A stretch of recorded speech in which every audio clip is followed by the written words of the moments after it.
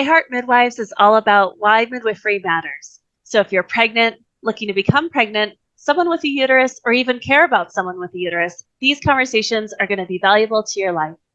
Hi, I'm your host. I'm Cheryl Fouder. I'm a practicing midwife, certified homeopath, educator, and health coach. I believe deeply in the midwifery model of care, where pregnant women and people are fully listened to. Their provider gets to know them beyond numbers on a chart, and a place where continuity of care is a normal part of the pregnancy, birth, and postpartum. Subscribe for new episodes and share why you love midwifery in the comments.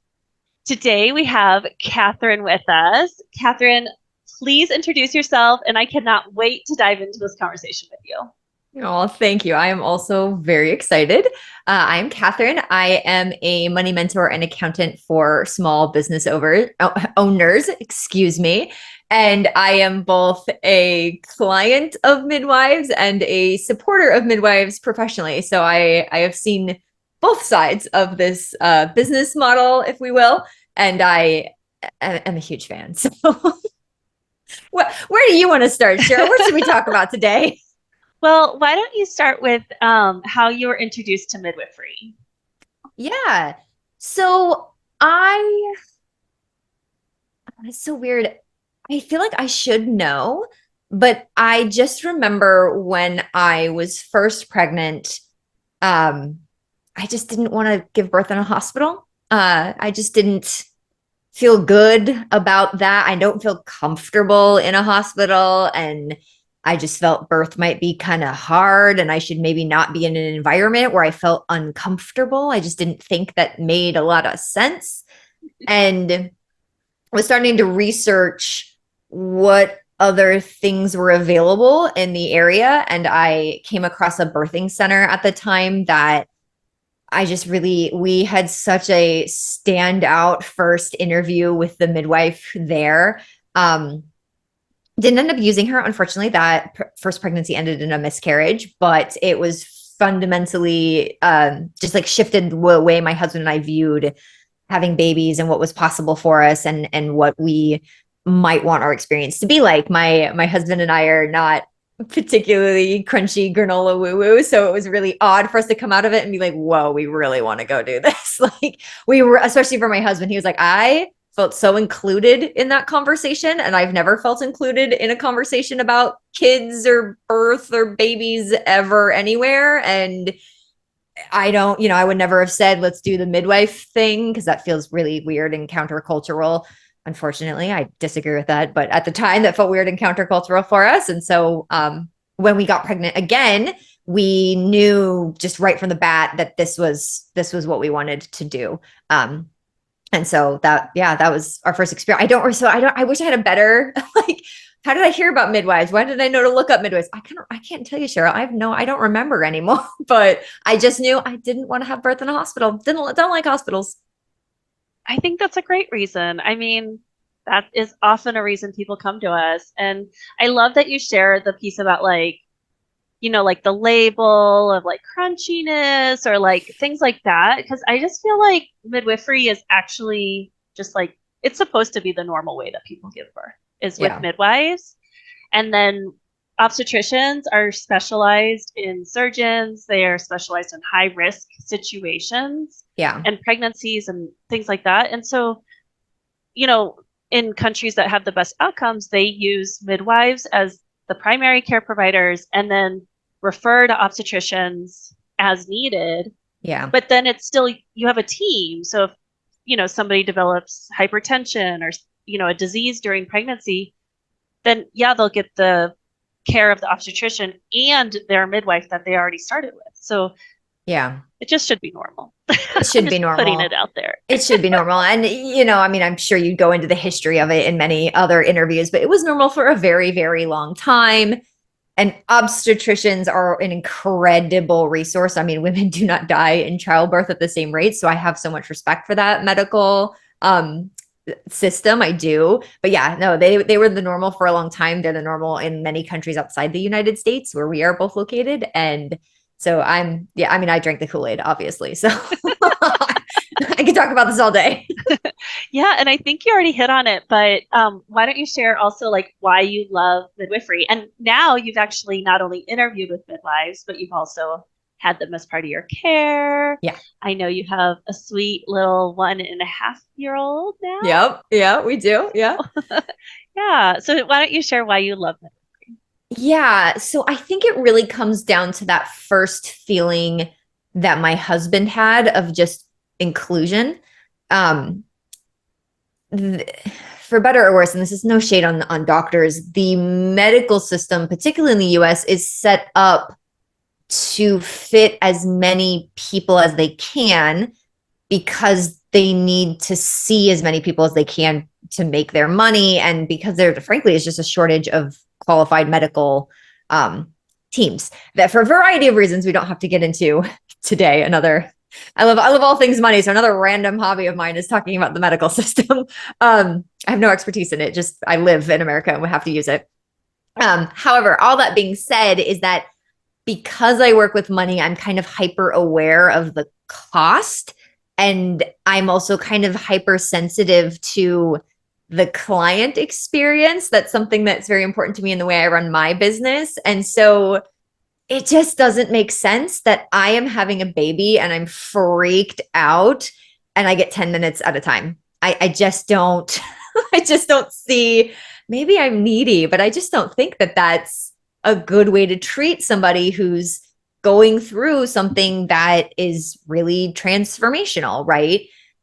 Becoming a parent, there is such a strong before and after in your identity and in your time management and in your priorities. And I mean, I know that that is in of itself can be a cliche, but that is, you really are becoming a new person. You're bringing to life a new person yourself. Your marriage or partnership is going to be different. Your family is going to be different forever. And I just want a little bit more than 10 minutes at a time of attention of who is going to help me literally facilitate all of that transformation and birth. So I think the midwifery model just makes so much sense because you have time. You have time to, I mean, our appointments were always a minimum of 45 minutes and they often went over. And the amount of time outside of, the particular practice we used in Houston, Heart of Houston, I will specifically shout them out because I am in love with this team. They also had a lot of just events for pregnant people and for recently postpartum people. So we could hang out, we could learn from each other, we could have community. They had events with a greater birthing community too. So at any point, whenever I needed a referral, I had probably already met somebody and probably already talked to them and already had some trust built up to be like, yeah, I need a pelvic floor specialist, or yeah, I really need some like follow-up lab work because we are having these, because my first pregnancy, we weren't really late. So I saw a lot of lab technicians for like measuring placental health and all of that stuff. So there's just the whole model is much more community focused and it's much more inclusive. And I think it's also very much more inclusive of both partners or both parents.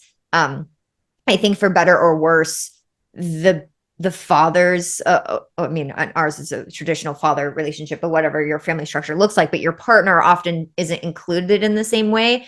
And again, I don't think that that's the medical practitioner's fault, but when you only have 10 minutes, you don't really have time to include both bodies in the room, right?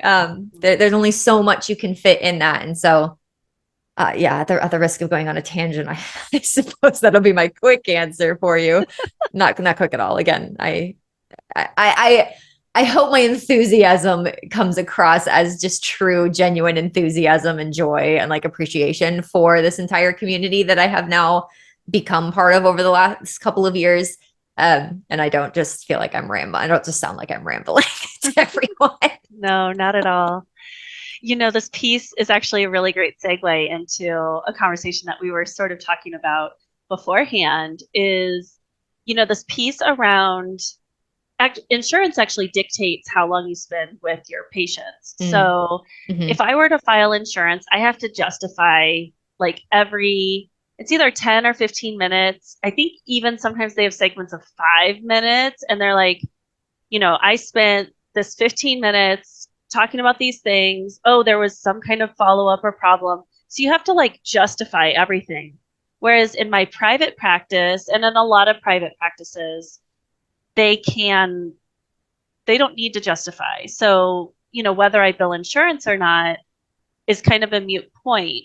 But it does mean that the way that I'm paid is structured differently. So like a hospital-based midwife practice or an OB practice in the hospital, oftentimes they get paid at the end of the care.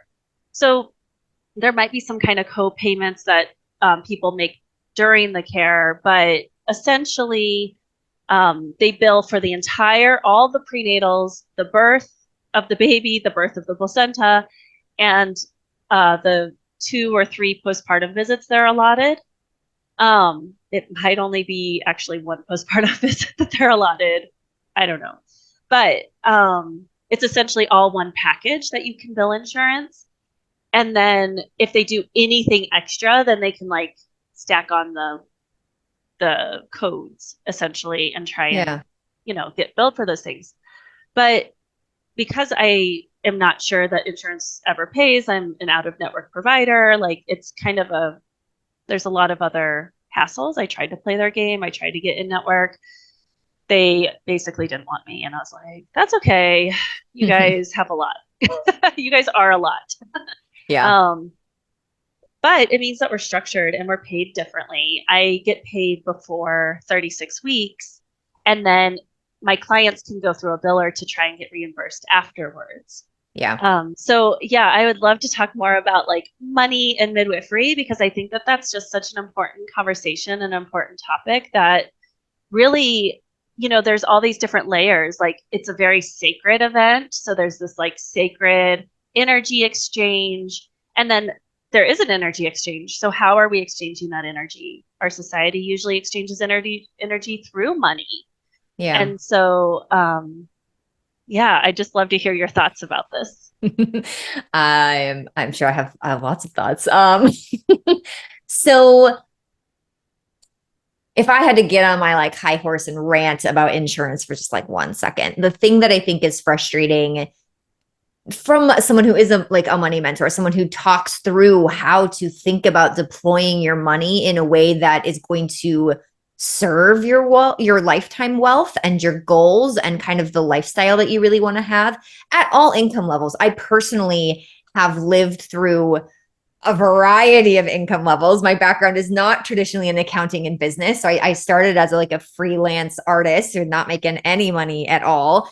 And then, I now run a pretty successful firm and I make very good money. So I actually can sympathize with every step of the way. I have been a cash payer. I have had to scramble to try to get my own insurance. I have had insurance through an employer, through my husband's work. So I've seen all sides of this.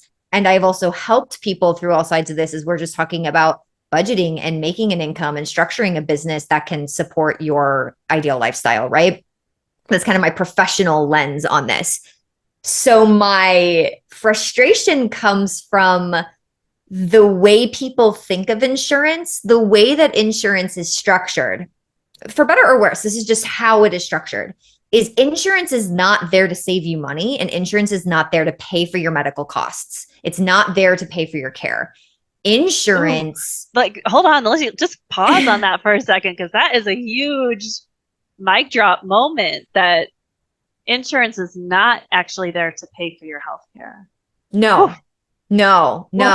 Okay. Insurance, the primary reason to have insurance, any type of insurance, life insurance, disability insurance, umbrella, like claims insurance, all of the different, auto insurance is probably a really great example. You don't have auto insurance to pay for your maintenance of your car. You have auto insurance to protect yourself from bankruptcy in case you crash into a very expensive Maserati and owe $1 million in repairs, right?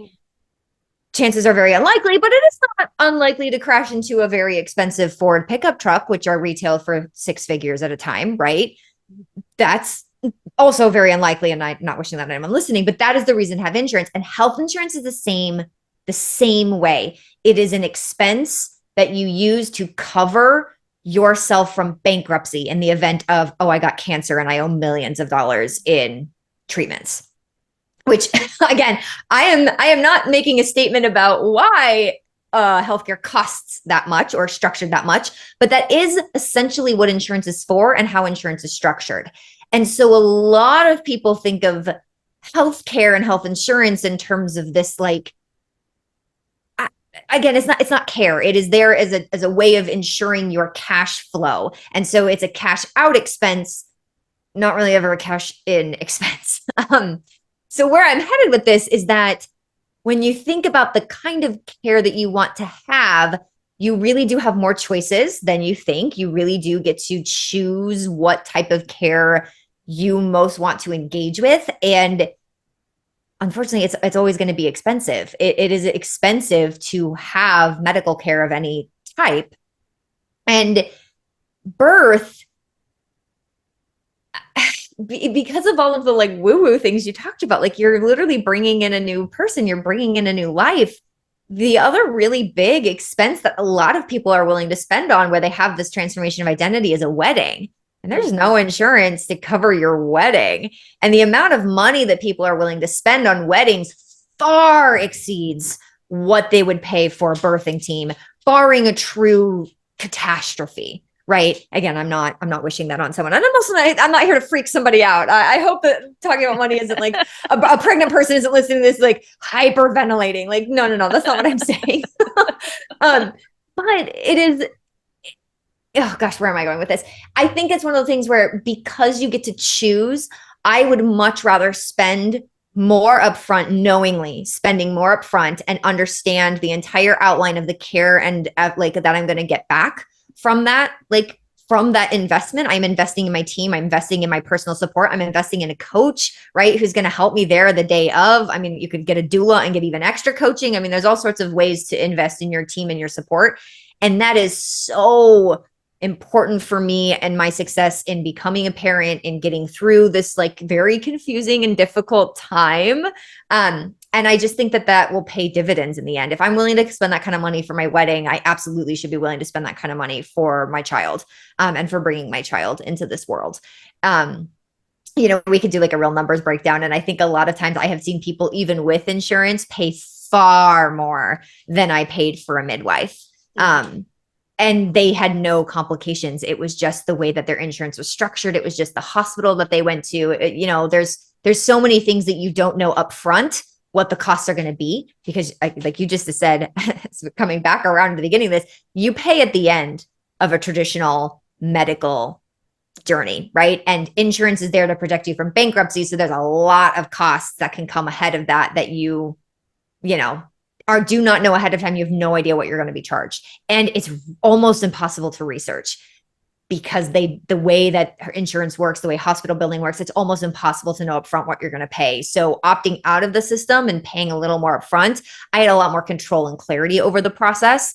So whether or not I saved money, that wasn't the point. That wasn't what I was looking at. I was really looking at how am I going to be the most successful? And I think a lot of more people should ask that question when approaching big, scary financial topics is, well, how can I invest in the support in order to be the most successful, in order to have the experience and the outcomes that are most important to me? I have a very, very good friend, as we've kind of bashed hospitals, who had a scheduled C-section, which is sort of the antithesis of what I, what I would go for and what we would talk through with midwifery, but she did for a medical reason. And it was such a great experience for her. She worked in a hospital. She's super comfortable in a hospital. She's like, in hindsight, this is exactly the birth I wanted to have, and I didn't even know it. And so the opportunity to have that personal experience and to invest in your team is genuinely available. Please excuse my dog on the recording. No, it's okay. I know that my dog is also excited at the moment. So maybe we're just bringing up some exciting energy and our animals are getting excited with that. Oh, well, that is hugely powerful. And I just think it speaks volumes to, really taking the opportunity to get clear on your values and what is important to you when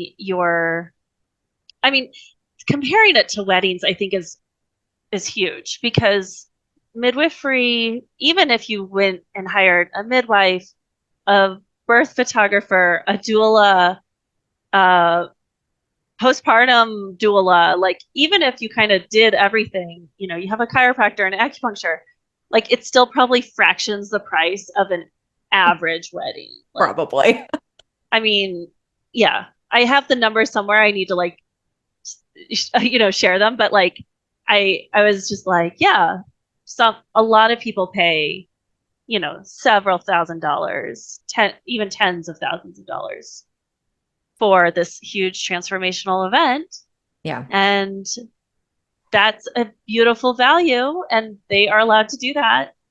And then, you know, a few months down the road, when they're deciding on their pregnancy journey, it's often just, I think there's the mentality of the fact that like health insurance will pay for it or like Yeah. pays for some of it, then we should use that because we have it. Yeah. Hmm. And I am all for that. And I think it's absolutely okay to say, hey, this isn't accessible to me, or I do feel more comfortable because I understand that system better. I think that was one of the big hurdles. My husband and I actually didn't try to get reimbursed through our insurance for a variety of reasons. We were moving, he was switching jobs. We weren't sure if it was going to be covered because of the timing of the pregnancy, and all of like the continuity of care was not. I had like 3 different teams between where we moved from and travel and all sorts of stuff. So that was way too overwhelming for me. And I didn't also want to get an insurance reimbursement because I had no idea how that side worked. And it was just like yet another complication to the system that we were already learning how it worked.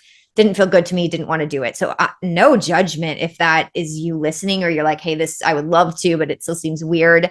But I also think, and I have seen this over and over again, working with money, I get to see a lot of dirty details of how people, live and spend and thrive or not thrive, and where they get stuck in this kind of process.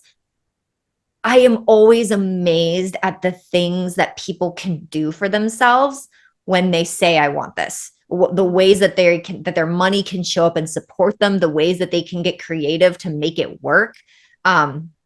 Particularly for something that is as values driven as deciding the care team that will bring your child into the world. Again, at the risk of sounding super cliche about it, but that is a really values-based decision. And I think that anybody who's willing to show up for that, I think that they will be surprised how they can be rewarded and figure that out, how things can become possible when they direct their attention to it. I not to be woo-woo again, but I do believe that money works that way. But I also have a lot of evidence of seeing that over and over and over again, of helping people through difficult financial decisions of all types. Business owners have total freedom and control over how their income is made and structured and used. So it feels different than, if I'm a traditional like employee, but as different. Your income is also very regular as an employee. You have a lot more information to work from. You have a lot more information to figure out, how can we budget? Can we talk about payment plans? Can we, go through all that? And I will say, on the reverse end, as somebody who does work with the self-employed, like the fees that a midwife charges are often too low. For the amount of time and love and attention that they're going to give you, they honestly should charge more for their time most of the time. Not some people have nailed their pricing and have been nailed that timeline, but you are paying for an entire person's livelihood and support, and somebody who it really matters that they can show up for you 100% and fully committed and fully rested and fully with you through what is going to be a pretty emotional, long period of your life. I won't call it difficult. That's not oh, it doesn't have to be difficult. But certainly an uncomfortable and a new unknown period. So making sure that person is well provided for and is taken care of so they can show up and take care of you. Like there's very much an energy exchange and a give and take of appreciation and value and stuff. So that's another reason I probably just revealed a lot about why I like to spend my money, and what I like to spend my money on. But that's why I like to spend money, is like, yeah, I really appreciate and value what you do for me. Thank you. Have some money. Yeah. Yeah. And just as another note on this whole conversation, there are states that have insurance reimbursement for midwives, and Medicaid even. There's a few states that have it written into their Medicaid laws. But that's like a legal thing. So like if somebody's listening to this and they're like, how do we get more access, or they want to like do that, that's actually like in the Medicaid law of your state. So get involved with your local midwifery organization, make that a priority. But just kind of putting it out there that in my state we don't have that. We're not sure if we're ever going to get reimbursed with insurance. Like it's just a whole thing. And I serve clients from all over the economic spectrum. And I think you're right. When people really value something, they really make effort to make it happen. There was one family that I served, and they, we were kind of getting towards the end of the care, and they had some setbacks during their pregnancy. And we came to a prenatal, and we were like, how are we going to, create some exchange of energy? And he had the partner, husband had some skills that, I needed in my home. And so we actually did the exchange in a barter rather than in a financial cash money exchange. I think for most people, cash is actually easier because it's like, it can be hard to sort of figure out barter and the time that it takes. Luckily, we had finished everything in like a week or like a week and a half or something. And so we got it all done before baby was born. Because also, I don't want to take, the partner's time away from a new family, a new baby. And it's nice to kind of have all of that settled beforehand anyway. So then we're not like worried about it or thinking about it or trying to get it figured out afterwards. But it was like a perfect exchange, and it's something that reminds me of them. He did my flooring, and so like I'm like, yeah, I think about them all the time because because him and his dad came and put new flooring in carpet that I needed to get taken out because it had been ruined from my dog. But she chewed on like super glue and like put super glue all over the carpet. Thank goodness she didn't get so sick, but like it was like so bad. I was like, this has got to go. But it was good timing, and it was a good opportunity to still exchange the energy. Yeah. And I think that, midwives, because we do have such caring hearts, there's often, I know that the local nonprofit midwifery group, they have like grants and they have scholarships and things like that. In a lot of the private practices, they'll offer sliding scale. We really do try to make some way to make it a cooperative agreement. And yet, like exactly what you're saying, if I'm a one-to-one care provider, which is what you're getting when you hire a private midwife or a small midwifery group, you're getting a one-to-one care provider. And because of that, I don't take so many clients each month. And so if I'm not charging what I'm worth or what will sustain me as a midwife, then I can't be a midwife too. So there does have to be a balance in that. And it's such a journey to find the balance. And then like inflation is, you're like, oh, I also like now need to make different money. Okay. Money is always in flow, which is the wonderful thing about it, but also the like scary thing about it. We can't hold it still, even if we wanted to. And so knowing how to deploy it for our best self. I mean, I know I've already said that, but it truly is about knowing how to deploy this for my best self. There have been things that, my midwives was one. I actually, when we moved, because we were in Oklahoma, and we moved to Houston, and Oklahoma was just a cheaper place, shockingly, than the fourth largest city in America. Shockingly. Our cost of living jumped up a lot. But the midwifery team that we chose in Houston was more than double the price of the team that we were going to use in Oklahoma. And we didn't question it. We had definitely not budgeted for that. So I know firsthand what that's like, but we knew that this was the kind of care that we wanted, and we were going to figure out how to make it work. And yeah, it just sort of all came together.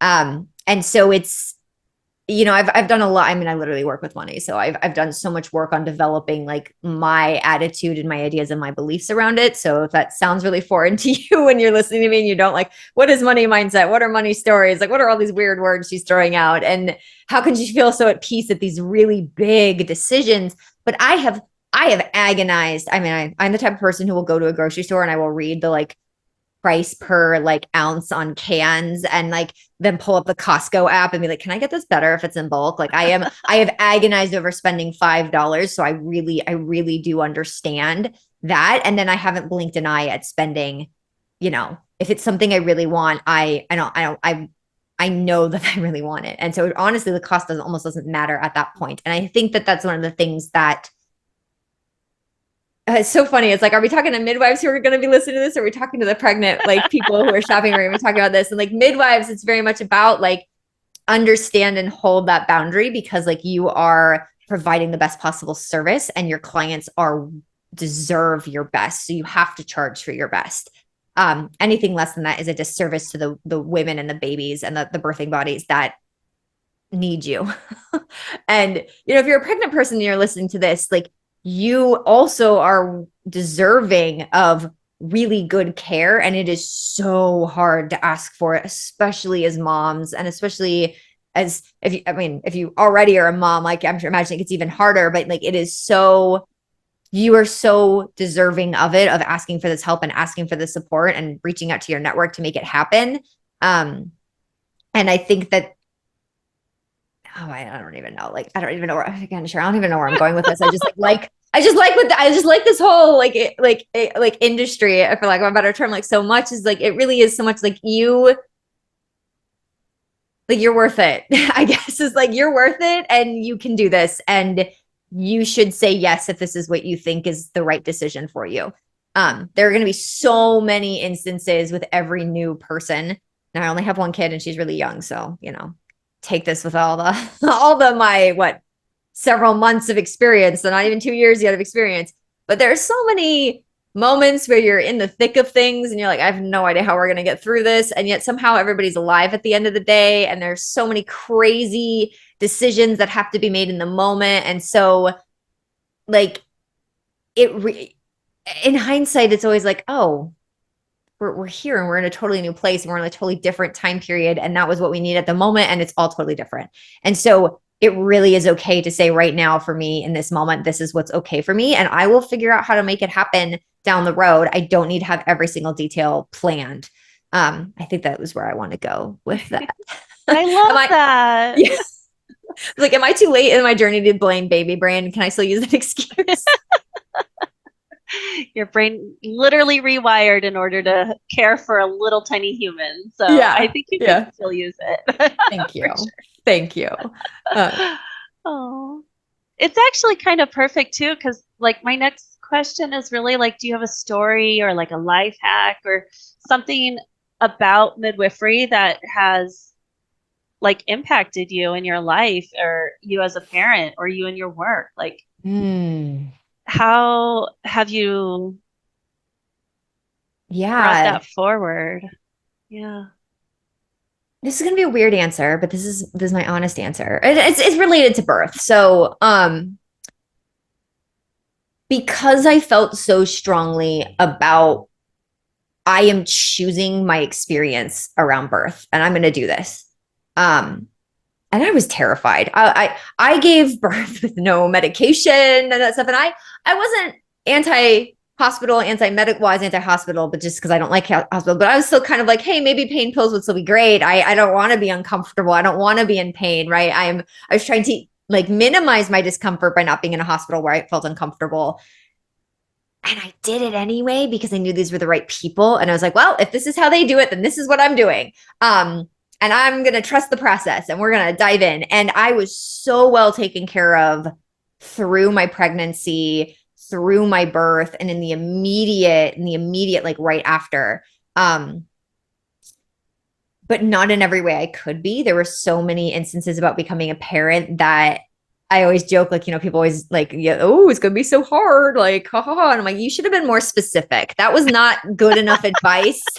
I needed more follow about the unique ways, like, oh, you're going to be sleep deprived for 9 months. Good luck running a tax firm, like during tax season with that. Like the specific ways it was going to be hard in many ways just floored me. I had one of the hardest years I've ever had for a variety of reasons, but one of the big ones was becoming a parent, and your energy and your time is just so different. And I thought pregnancy and birth was going to be the hard part, but I had such a good team and I was so well prepared, not just for the physical journey I was going to go through, but even like the mental and emotional journey I was going to go through. I mean, I did so much work on pain and my fear of like pain, because I was like, well, I'm going to do this unmedicated. How can I show up for this? And what do you mean some people have pain-free births? Like, what is that? Can I learn more about that experience? And even though it wasn't ultimately all of the, I wasn't like calling the divine goddess down to like have the, again, I'm not crunchy granola. That was not my speed. That was never the experience that was going to be accessible for me at that time in my life. But it was a really good experience overall. And in all of the ways it was tough, I was really well cared for and I had somebody to help me make sense of it. And on the flip side, when it was so hard and I didn't have that level of support and help, I really wanted it because I knew what it was like. And so that idea of I am really worthy of getting more help in my life. Oof. Yeah. Say that again for the moms in the back. Yeah, I am really not just, I mean, yes, about your birth. I think that's so important. So yes, you are worthy of getting support in your birth. You are worthy of like that postpartum doula. Like, oh, that is so going in the budget. Next, I did not have one. I absolutely want one. No offense to my birth doulas. I want one of you too, but postpartum doula, yep, that is number 2 after my midwife again. Like that kind of permission to restructure or figure out, like that's like been my whole journey this whole year. And I'm in such a strong, positive place, much more confident place, I'm getting, I mean, also your kid gets older again, you go through the season and I no longer have a newborn. Like I am getting my energy back. I am learning to rest much more powerfully. So it's just been a really wild experience of like, I thought I was good at like getting things I wanted. But learning to ask for help has unlocked a whole nother level of like success and enjoyment and fulfillment for me. And I can do a lot harder of things because I know how to get support. So that's my life hack about midwives is the experience that you guys give is so good that I just want that experience everywhere I go now. And I'm really like put off when I can't get that. I'm like, wait, what do you mean you're not going to like give me attention and answer my questions and help me understand this process? Like, I don't think that I don't keep shopping. I think that should be accessible if it's not. So that's, you should hear me at the mechanic. I'm like, so tell me every detail. Are there alternatives? What are the benefits? What are the risks? Like, I want to know more. Yeah. They're like, you just need a new air filter. And I'm like, and there's more to tell me. Yeah. I need a full informed decision-making conversation here. Yeah. Like, do you want us to do it? Yeah. So like everywhere I go, it's the exact same. It's like, oh, like you're not gonna just like give me all the information I need without me having to like pry it out of you. Yeah. Okay. Because I don't even know the questions to ask because I'm not an expert here, which is why I'm asking for your help. Like, right. Yeah. Yeah. That's really like it's transformational to get to experience. So I love that. Oh my goodness. Wow. Well, I'm sure we could just keep going and laughing all day long. And I would love for you to share where people can find you if they want to know more about your business. I have been a personal customer, and I think that your coaching and your accounting bookkeeping firm is just like top notch. It's something that has totally saved me and been a huge influence in my life and in my money, how I manage money, how money is in my life. And so I would love for people to know more about that and know more about you. Yeah. Oh, well, thank you so much, Cheryl. The best way to get introduced to me and to my work would be actually my website, Katherine Pomerantz. That's Katherine with a K and Pomerantz with a Z, .com. On there, I have a quiz if you want to learn more about your hero archetype and your money story and how your money relationship can like start to, if you want to like learn some of those skills, that's a great way to get in touch with me and get introduced to the resources and the content that I put out. So, yeah, if you run a business or you know somebody who runs a business and you think, hey, the way she talks about money is not my experience. This experience is open to everyone, as we were just sharing. I'd love to have more people on the journey with us. So, oh my goodness, I'm gonna go take the quiz. I want to know what my money archetype is and like my hero's journey. I want to know more. I mean, we've talked about it, but like, where is it now? No, I love it. It's super important. And like we've talked about a lot in this podcast or this video cast, that, you know, money is energy. It's continuous, it flows. And I think having really strong guides on your river rafting or like money rafting, if you will, like it's important. Like I don't want to take my tidal waves of money all by myself. Like that's how we're expected to do it as adults. They're just like, okay, go off, you know, if you go to college right away or go start working right away. And there's not a lot of financial literacy that's given publicly. Either you learn it from your parents because your parents had good money stories, and did they? And then also, or you don't, essentially, you self learn. Like maybe it's something you're really interested in, so you go and investigate it yourself. But as a teenager, I mean, I was just trying to be a teenager, like get out of teenagehood, like fully intact, like essentially. So yeah, this money stuff is a huge journey for so many people. yeah. I mean, well, the same could be said for midwives. So being more informed and getting to have more of the experience we want to have and getting our community together to help us. I don't think there's enough of that in the world. I think that more of us should be focused on that more of the time. And so midwives are really good at that. That's a great way to practice that skill. Well, I will have all the links below in the comments, your website link. And thank you so much for being here. I just love your story and I love you. And I just really appreciate this opportunity to get to spend more time with you. Same. Thanks so much.